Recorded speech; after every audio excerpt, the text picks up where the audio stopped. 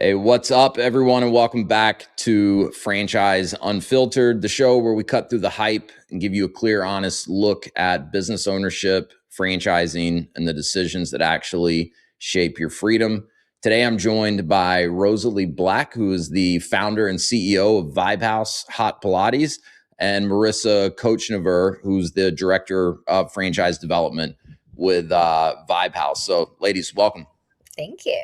Thank you. Awesome to be here. Excited.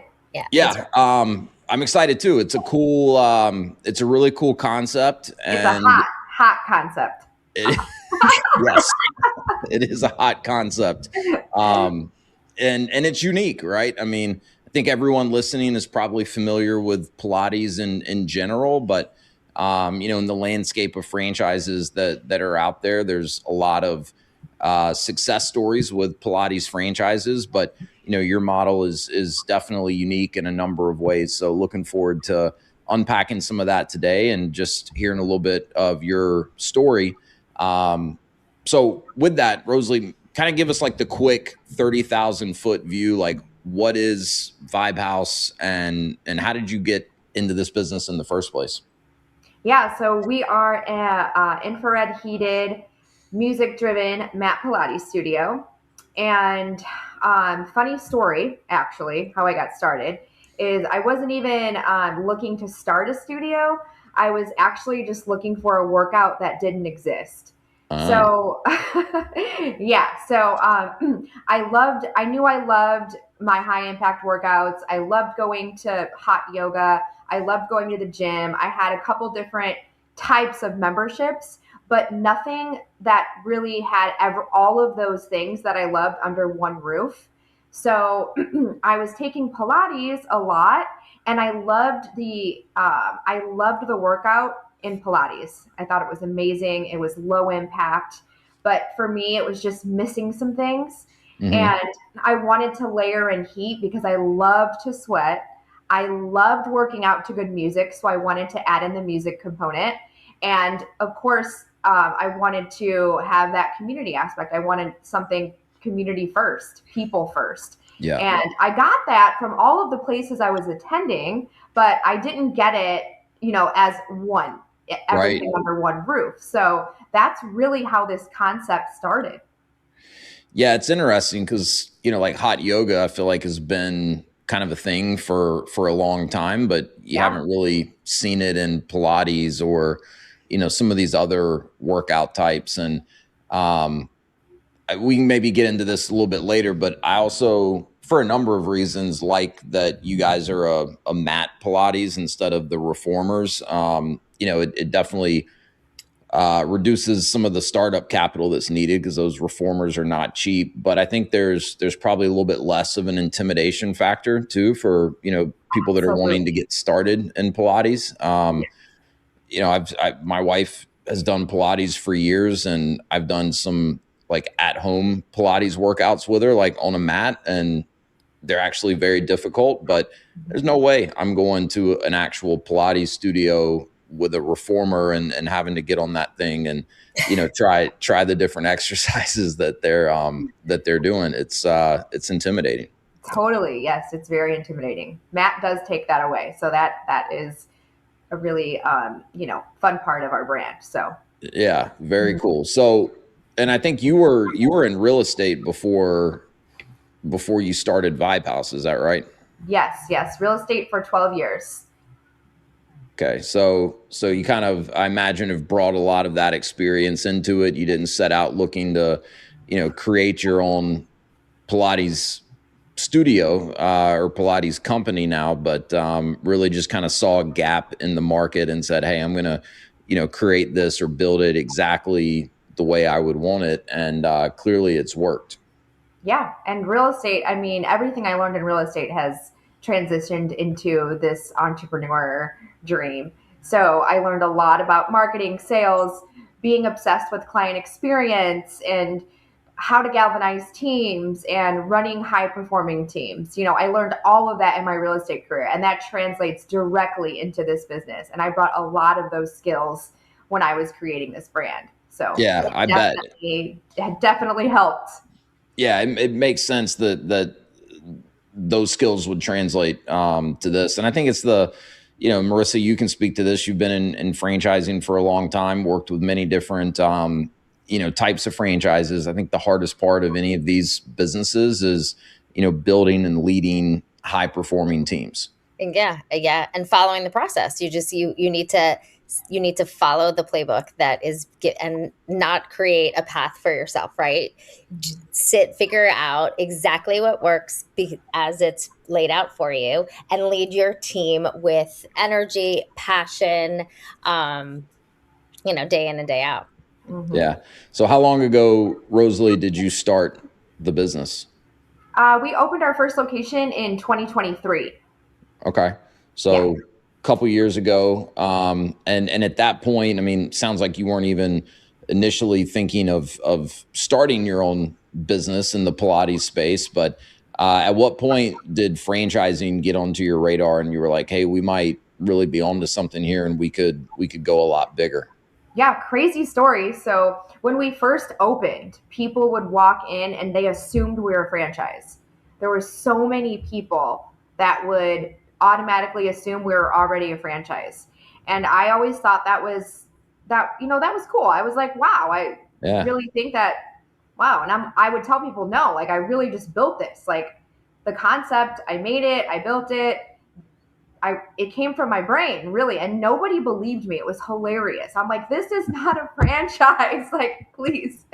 So that was like the first, I feel like, initial spark within me. Like, if everybody already believes we're a franchise, right? Like, let's try to make this happen. So I think what really triggered that moment for me was when the business was just running without me. It did not need me to be in the room. It didn't need me. I didn't have to interject. I hired the right people that had the right skills. And when the business was just running and I was like background noise, that's when I knew this could actually be something more than just my passion or hobby to build a workout that I couldn't find. Yeah. Yeah, when that happened, I was like, okay, let's start another one. Let's see if we can duplicate this, because if we can replicate, that's also going to give me some more confidence, right? So we started Studio 2, and I mean, it was amazing, just the growth and all of the things that came with Studio 2, and it was a matter of putting all the systems in place, and it's like it runs. It's a well-oiled machine. Like that place just runs so smoothly. I could, and everyone there is like so happy because of the first location and how we had to go through all the kinks, and second location, easy, breezy. I think too, from like the Repum side of it, when we're looking at brands and we're vetting we're vetting out the founders and we're vetting out the brands, we're looking for those brands that have the systems in place, that have the organization, that have the founders that really understand what it takes, and that have that foundation already set, that we can come in and then build upon for scale, obviously for scalability. Yeah. Yeah. No, the business being able to run without, you as the founder and the owner being there every single day, in the location, every hour that it's open is a good litmus test for sure. The fact that so many people were asking if you were a franchise or thought you were a franchise is probably a testament to that, but also the branding and just that overall client experience that you developed. So you have 2 locations that you own and have opened. Literally like just started franchising, right? Like this is fresh out of the box in terms of. Yeah, we have a third in development. Yep. You have a third location that you own in development? Yes. Okay. So no franchisees to date, but those will be coming soon.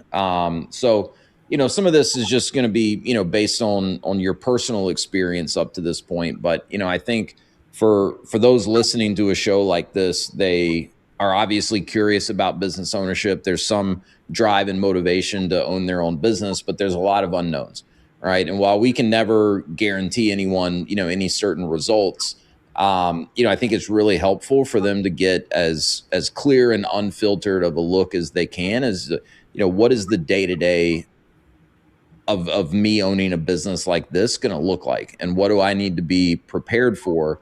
So first, and Marisa, chime in here, because again, you've got so much experience in franchising and fitness specifically, but I know it can be hard to know when you're just starting out as a franchise owner, but like, who is this right for, right? Is this right for like the Pilates enthusiast? Like, is that necessary to have any sort of a background or interest in Pilates? Like, who is kind of the ideal franchise owner in your mind at this point? Yeah, I mean, it's a great question because honestly, this opportunity could go in either direction. You can have the owner operator model, and obviously that is ideal, and that does really fit this brand well because that's someone who is a fitness enthusiast. It's a wellness enthusiast. It's somebody who is looking to make an impact in their community and really build that community that this brand lends itself to.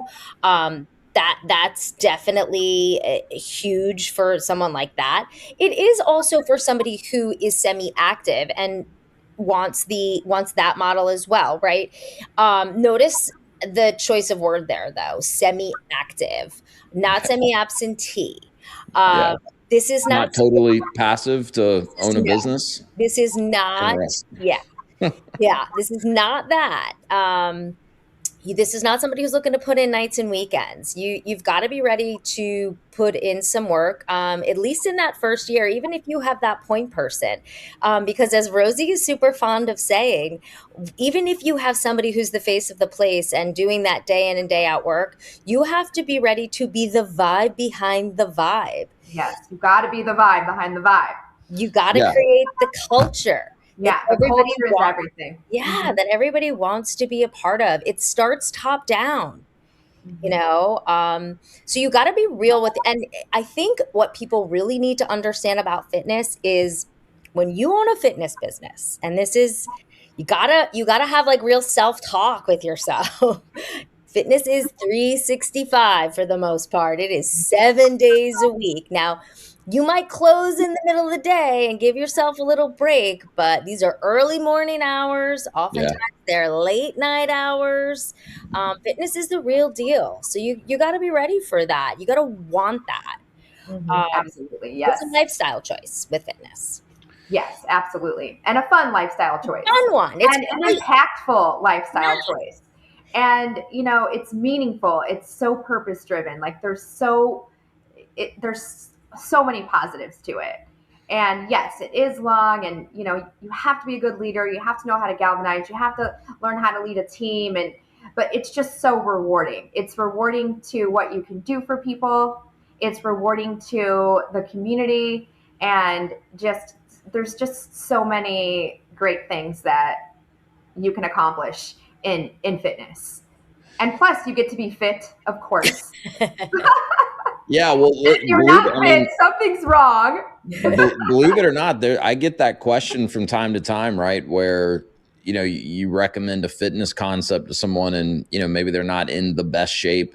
And that question comes up sometimes. They're like, do I need to like look the part? And, it's like, not necessarily, right? I mean, most of these fitness concepts, the franchise owner's role, especially in the long term, is not to be, in the studio working as an instructor. Obviously it can be done, right? If there's an interest in that, but that's typically not what most franchisors in fitness are looking for. So it's like, no, do you need to be ready to like step in and lead a class today? No, but you probably need to have an interest in, fitness and some of that passion for, just helping people in your community take better care of themselves, live a longer, healthier life, and everything that goes with that. Absolutely. Yeah. And that's most important. Having an impact on people, whether it's your staff or the community or your members or, but that is most important. Wanting to have an impact, a positive one. Yeah. We'll get right back to the episode in just a minute, but if you've been considering business ownership, if If you're already a business owner looking to expand and you're curious about franchising, I'd love to connect with you, answer any initial questions that you have, talk about a specific franchise, and detail the exact process that I use and have taken hundreds of people through to help them understand franchise ownership, find the right franchise for them, and conduct the necessary due diligence. Click the link in the show notes if you'd like to schedule a free, no obligation strategy call. I look forward to talking with you. And now back to the episode.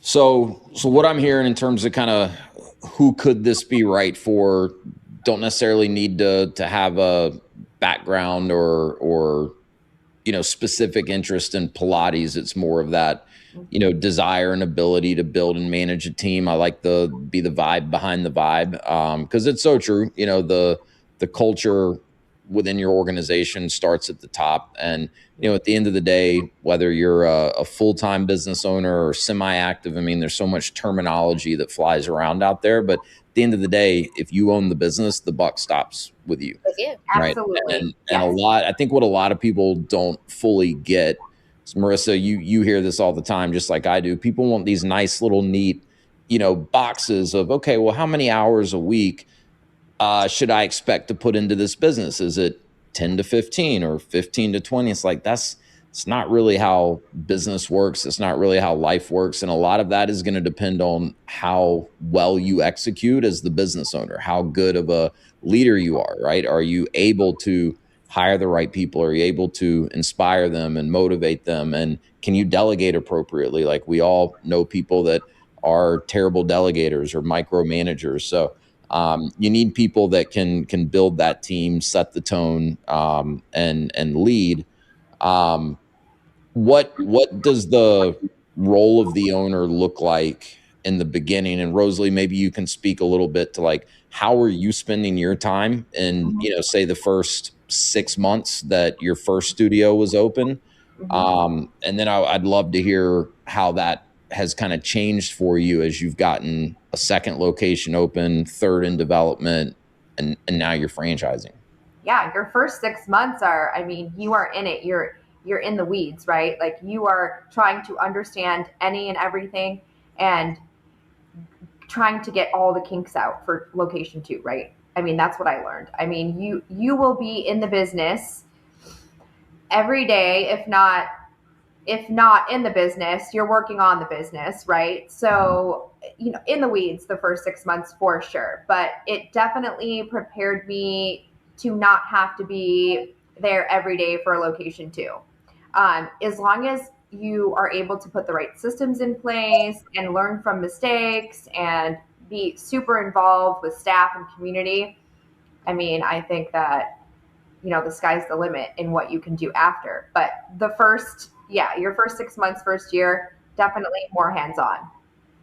And now I'm working on things like, building the franchise infrastructure. So that has changed, but I'm still very involved with my team, goal setting. I'm still very involved in programming and making our processes more efficient and elevating the business in any possible way, learning new things, and still there, but not physically there like I was before. So that would be the biggest difference.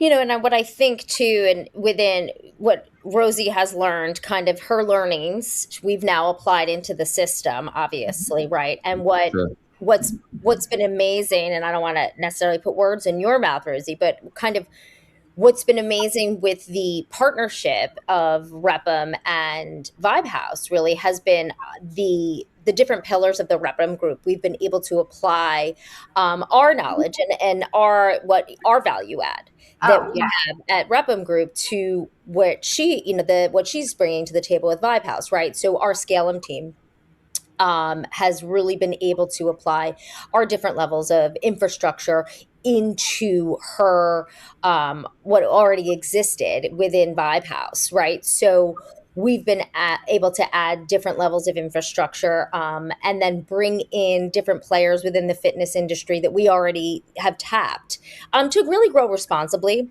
As this, we already kind of have an idea of what this demand that already exists. and we see the trajectory. So we're already preparing and planning for what this is going to look like as she brings on the first wave of franchisees and responsibly growing Yeah. and building the infrastructure as it moves, right? So we've tapped a pre-sale expert to for the to bring. She's already part of the, in a fractional capacity, she's already part of our franchise system.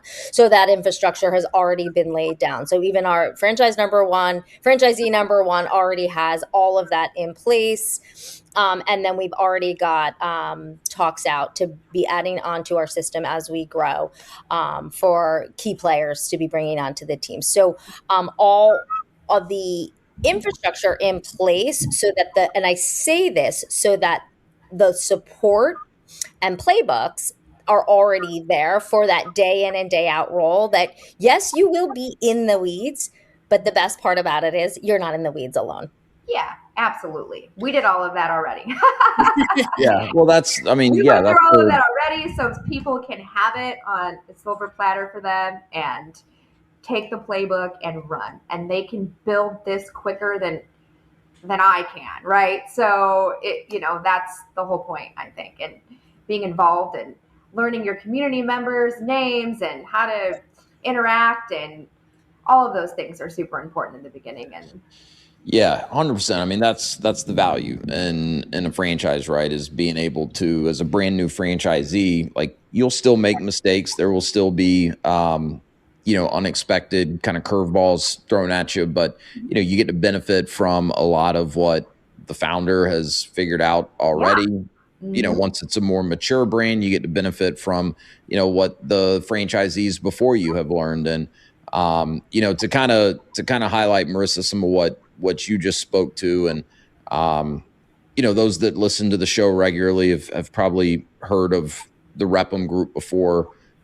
Nick Sheehan's been on before, but I talk about this all the time because we work with a fair number of emerging brands, and I think in a lot of people's eyes that's far riskier, right? You've got this brand new franchise with no real track record in terms of selling franchises, getting those franchises open, supporting them, helping them build a successful business.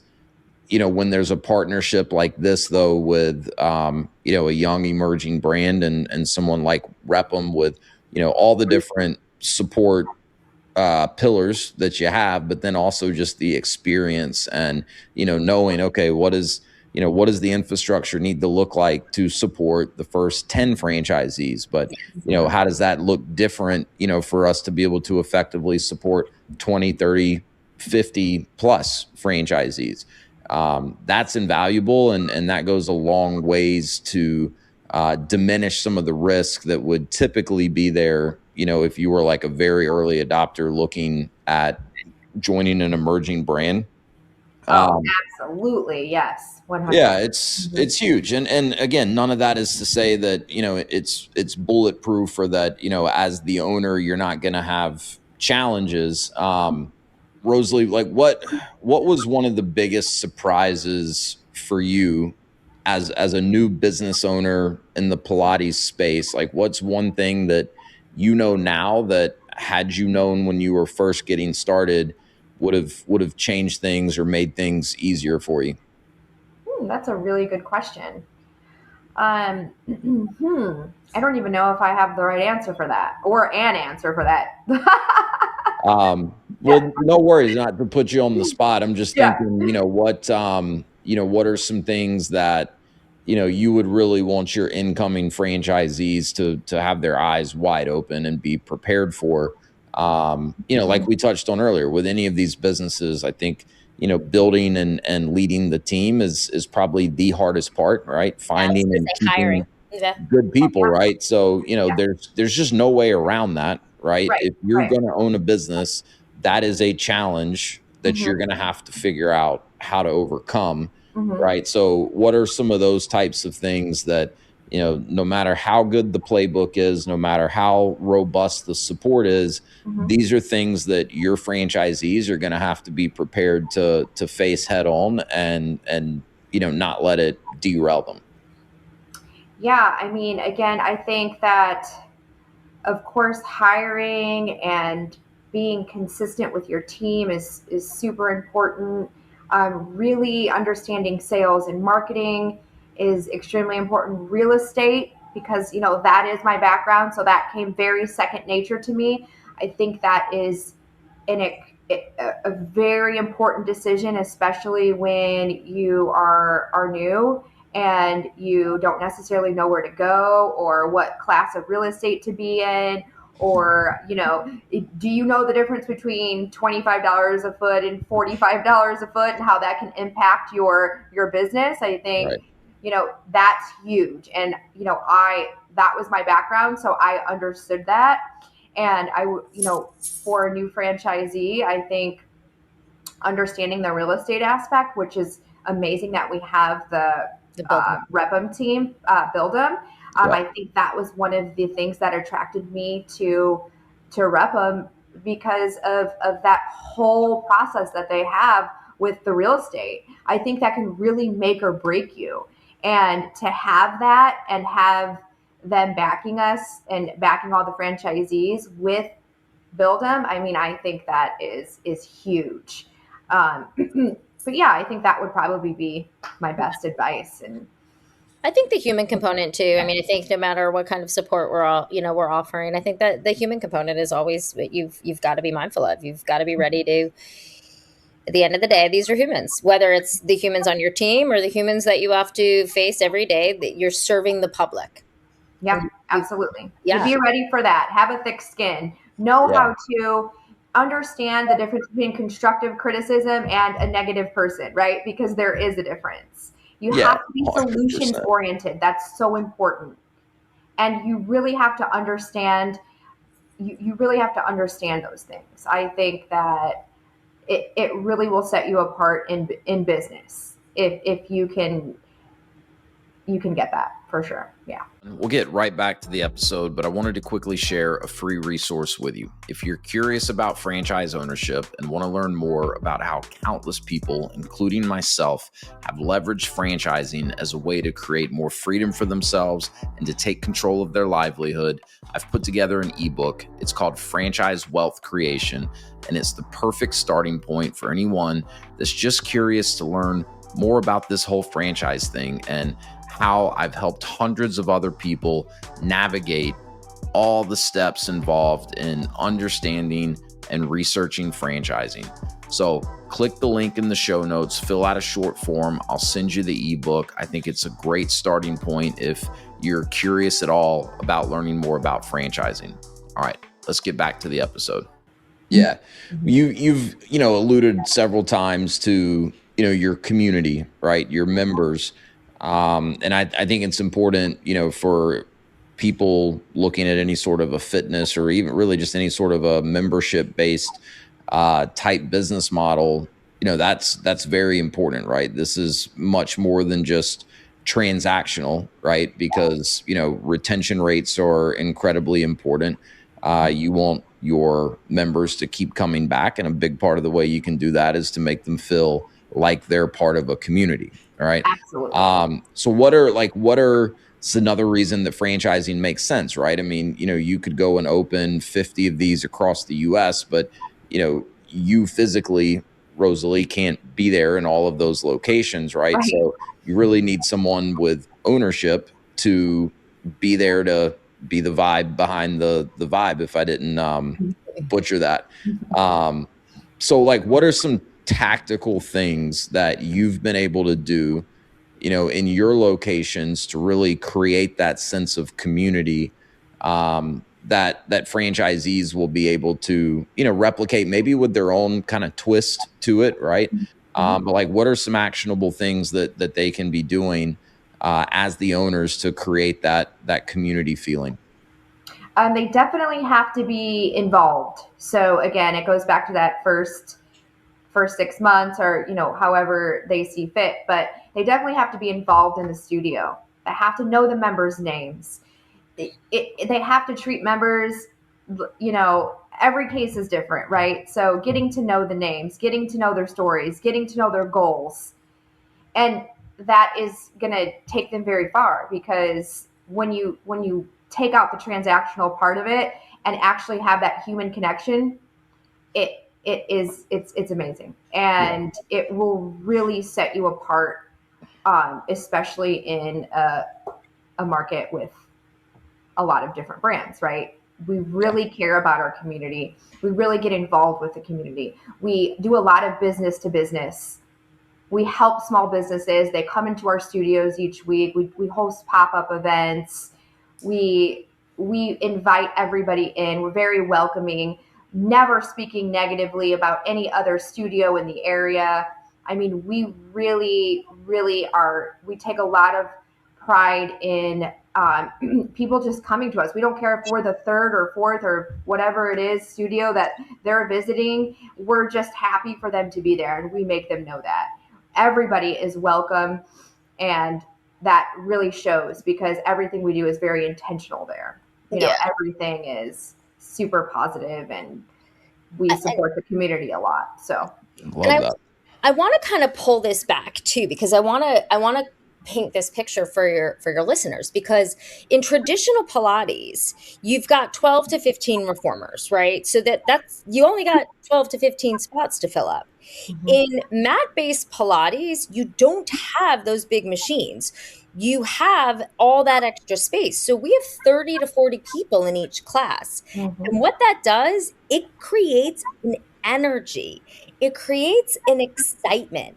And this is also a rhythm-based class. So every movement is based to the beat of the music. So it's all very choreographed and it's fun.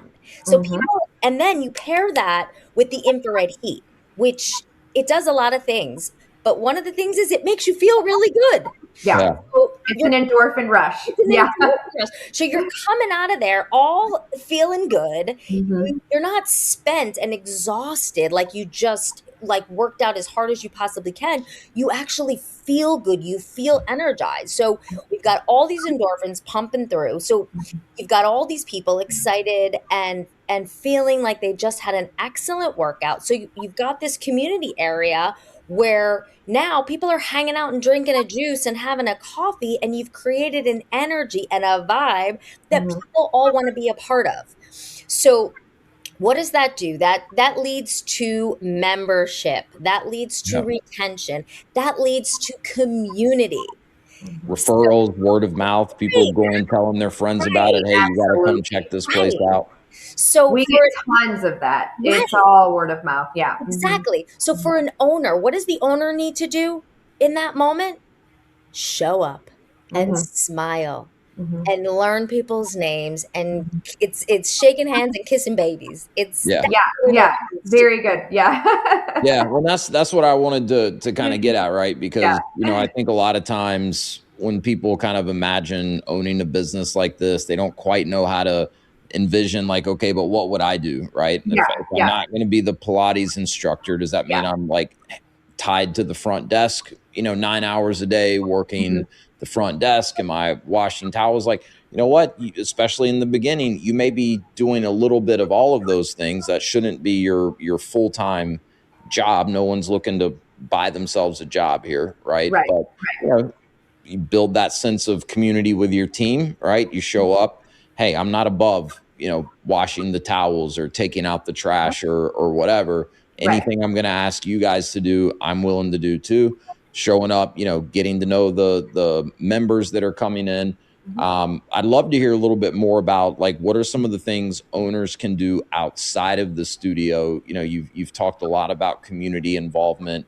You mentioned pop-up events. Like, what are a few examples of some of those things? Because these are the things people need to understand, right? There's average franchisees in every brand. There's top performers in every brand, and the top performers are almost always the ones that are going above and beyond, whatever digital marketing is doing to drive people to their business. So, like, what does that look like outside of the studio? So we have an amazing pop-up Pilates series called Summer Series, and we go and we travel to different businesses throughout the summer, and we hold this every week, and they're always sold out. And we go to different rooftops, we rent out space, we fill these spaces, we bring in people for brunch, we do it at different businesses. So we pop up at different businesses in the community. They love it. We cross market. We're bringing Pilates in, we're bringing wellness, and we invite different businesses to come in. And whether it's permanent jewelry or juices or whatever it is, we create this big wellness space, and we do it, and people absolutely love it. That's one amazing thing that we do for the community. Yeah, that's really cool. A lot of business to business stuff, right? So like I go to a lot of different businesses and patron the businesses, talk about my business. You know, you're getting your hair done, your dentist, whatever it is. You know what I mean? Like it's a lot of just talking to community members, getting out there, spreading the word organically, right? Being proud of what you built. And just getting out there with people and inviting them in, you know, giving them, hey, I got a couple classes I can give you and come try us out. That, you know, that's really the fun part behind it is getting out there and talking to people about it and being excited and, you know, patronizing other businesses in the meantime. So. Right. And that speaks to, you asked who the best people are for this. It's somebody who wants to do that, whether you're day in, day out and locked into your studio, or you're, you know, this is a semi-active role for you. If you're not somebody who wants to walk into your dentist office and hand out free class cards, or you know, 3 for $39, whatever our offer is that day, then this is not for you. Yeah. It's, I think, again, knowing how a lot of people look at these businesses and try to imagine themselves owning it. I think there's a lot of people that initially would be like, how the hell could I own a Pilates studio? Like, I don't know anything about Pilates. Like, I mean, the biggest Pilates brand out there, I may not get this number exactly right, but I want to say it's something like 60+% of the franchisees are men that have never done a Pilates class in their life, right? So, you know, how does that work? Well, it's they're comfortable and able to do all of those things. And so, yeah, there's a lot of people out there that what you just described in terms of like, what is the typical day or week in the life of a franchisee ideally look like? There's a lot of people that are like, that doesn't even sound like work to me. That would be amazing. But then there's other people where they'd be like, I would be absolutely terrified to have to, you know, carry on a conversation with a stranger and tell them about my business. Right. So that's what I want people to really kind of take away is like, in a lot of ways, almost remove the actual widget, whatever the product or the service is, and really understand, like, you know, what do I need to do as the owner to be successful? And does that, you know, fit in well with my interests and my strengths and, you know, obviously the lifestyle that you're looking for. So, my best B2B partnership when I owned my fitness studio was actually with the pizza place down the road. Nice. No way. Yeah, it's so funny, but like, you know what? It just worked out. I used to take my family there for dinner all the time. I was working late nights, and it made sense. And we liked each other, and I sent clients there, and it all worked out. They had good salads. They named a salad it was great. They named a salad after you. That's pretty dope. We had a lot of fun. I do love that you said that, Wes, because I asked myself those same things. I really did. I said, I don't know anything about this style of workout. I know that I love it, but, you know, can I talk about it and all those things? But it's great. It's great. So it can happen. Yeah. Well, I think it's probably one of the most common pitfalls that people fall into, right? Is they rush to conclusions about whether or not a business could be a good fit for them because they focus too much on, you know, what the product or the service is. And, you know, I'm not saying that's not important. It is. There has to be enough demand for it. There has to be room in the market. But like that shouldn't be the first criteria of whether or not it could be the right business for you. Exactly. I'm glad that we were kind of able to illustrate that. So, again, because you're so early in franchise, like one of the things I love to do on the show is, you know, really just kind of spotlight like how franchisees have had their life positively impacted as a result of owning their own business. But Rosalie, I mean, you've been very successful in real estate prior to this. Can you share just a little bit, like how has starting this journey of building VibeHouse, like how has it positively impacted you? If you have any examples of like people on your team, Yeah. that have had their lives positively Oh, impacted, I think yeah. that would be a cool thing to share with the Yeah. audience. This is my favorite because this actually is what gets me going. I have had so many people, and this is within just staff, saying that they can't believe that they actually get to live out this dream and have a growth pathway Yeah. within it. It's just amazing. Like the way that we have not only impacted the community, because that's huge, right? We get emails and messages all day about how this has physically and mentally changed them. And if it wasn't for us, all the things that would have happened or something like that. I mean, we just get so many of that. But the staff, just knowing that I can help them with their dreams and actually and they have a growth pathway, it is just amazing. I love it. So helping them create more opportunity for themselves in something that they thought was a hobby Right. is amazing. I love Yeah. it so much. Yeah. Yeah. Yeah. It's I share this with people all the time because you commonly hear from people that if they're considering business ownership, Mm-hmm. one of the motivations is like, hey, I want to help people. Benefits. Yeah. Yeah. And like kind of going back to what we touched on earlier, where it's like, you don't necessarily need to go find the business that is like the thing you're most passionate about in your life. Right. Like my wife and I have owned a number of franchises. One of them was an insulation Mm-hmm. business. I'm not passionate about. I'm less passionate about insulation now after owning the business for 4 years than I was before.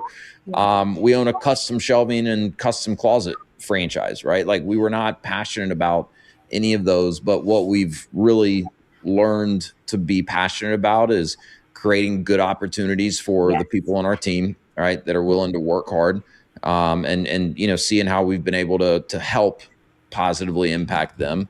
And then on the customer side, we've become very passionate about exceeding our clients' expectations when it comes to the overall experience that they get. So I think people can find, they can tap into these passions with just about any type of business.